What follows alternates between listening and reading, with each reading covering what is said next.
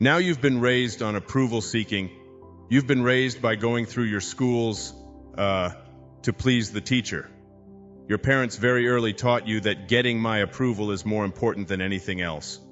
Do what you are told. Yet one of the things we've learned is that children who are raised on blind obedience have higher degrees of prejudice and an inability to make decisions for themselves than any other group. It's obvious if someone is just told what to think and how to think and what to do and where to go and what their values are and are never allowed to think for themselves, then they're going to prejudge everyone that they're told to prejudge. They'll hate who they're told to hate. Making decisions will be something that'll be impossible for them to do. They're the kind of people who go around, and when they are at a restaurant and they say, well, what kind of food do you like? Oh, I like Italian. And someone sitting next to them says, Italian? I hate it. Well, I don't mean I really like Italian. I mean I like Chinese. Chinese, you like that? It's like bait. I don't really like the Chinese food. I really prefer... And it's like their opinion isn't located within themselves, like their opinion is located in whatever anybody around them is saying, very much like politicians who are constantly trying to get the approval of everybody for everything that they say. And then if they're talking to a group over here who are, say, pro-guns or pro-abortion, whatever, then they will come out and say exactly what they think the audience wants them to hear. And then the next day, they'll say something else to a different audience.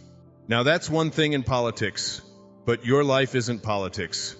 Your life is very personal, and that's what we're talking about here. You do not want to be the kind of person who is always looking at what somebody else is going to say or how they're going to react in order for you to be happy.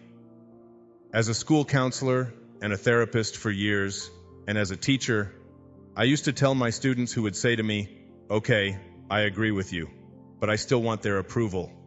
I would always say to them, look, I want approval too. I go out in front of an audience, and when I finish, they give me a standing ovation. I'm really happy. That makes me feel very, very good. I love approval.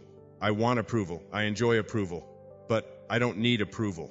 A need is something that you can't survive without. I need oxygen. I will admit to that. And I need sleep. And I need to be held and loved. And there's a whole lot of needs that I have.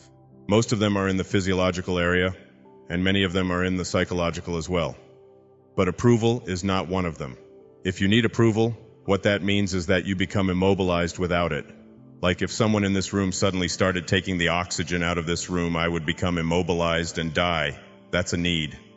If someone takes the approval out of your life and you begin to wither, then you have got your self-esteem located in the wrong place. Self-esteem means self-located in the self, not located in others. Otherwise, we'd call it others' esteem or something like that. Now you need to take a look at the people who get the most approval. As I used to tell my students this, I'd give them this little talk about approval seeking and that you don't want to allow other people's opinions to be more important than yourself, and you shouldn't be surprised at all when you run into disapproval. I'm never surprised at it. It's really interesting because, and that's a maturity that I think I've experienced over the years. I used to get letters from people. If it was a negative letter, it would bother me and I would think about it. I would respond to it. I would try to defend myself. If I got a bad review of all the books I've written, many, many books, and produced a lot of things, and I've spoken in a lot of places, sometimes the review is great. As a matter of fact, when one of my books came out, I was in San Francisco. The editor there took it apart and just tore it apart, did a whole half a page on how terrible this book was. The same day in Cincinnati, in the Inquirer on the opposite side of the country, was a review saying what a terrific, great book this was. Which one am I going to respond to? Which one do I choose? When someone sends me a really negative letter about something that I've done, I usually send them back 3 or 4 positive letters. Then I'll send them theirs. I'll say, now, if you were me, which one would you pay attention to? And what I've learned is that I've gotten to a point now where the negativity is just something that I expect. I'm not at all surprised by it. I know when I speak to an audience of several thousand people that there's going to be some who are not going to agree with and like what I'm saying. Very much like what I'm saying right here in this tape right now. There will be people who will listen to this and they will find fault with it. And that's fine.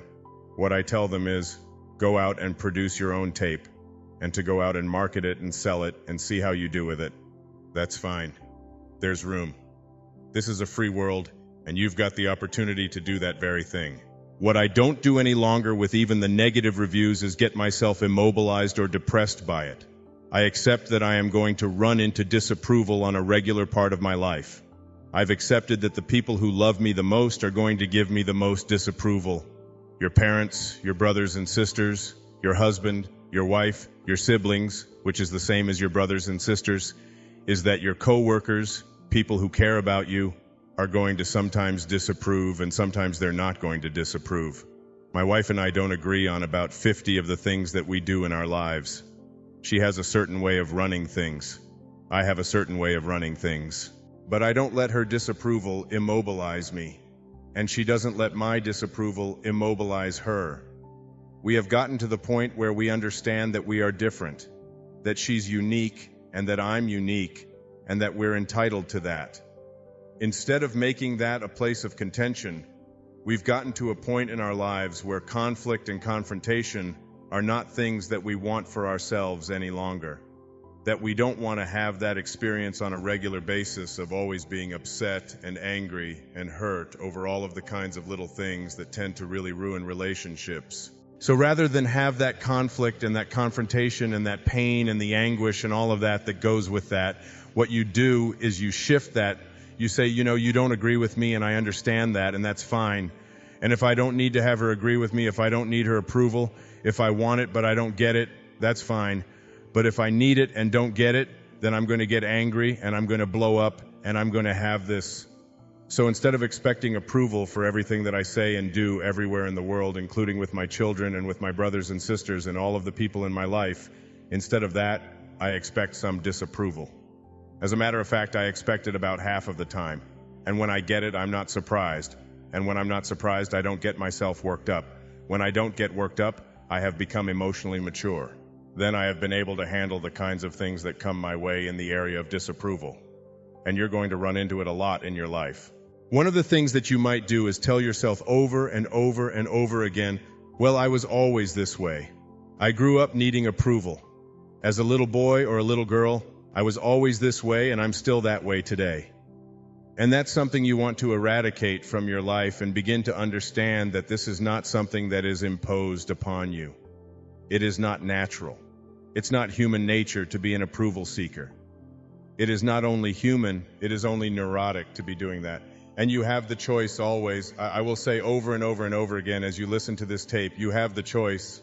When someone says something to you that you dislike, when someone behaves in a way towards you that you find offensive, you have the choice in how you're going to process that. You are a processor of life. You must not turn the controls of your life over to somebody else in the form of approval seeking and telling yourself that you have to have it. Now remind yourself, being approved of is wonderful. We all like it. It's terrific. Applause is great, but it is not something I need. I expect the opposite quite often. And when I do expect it, then I'm not surprised by it. And I'm not looking for any landslide. Even if I want a landslide, I'm still only going to get 53 or 54% of the people to approve of me, and the other 47 or 46% are not going to. And that is just the way things are. The person who is free from erroneous zones is someone who knows how to accept things as they are.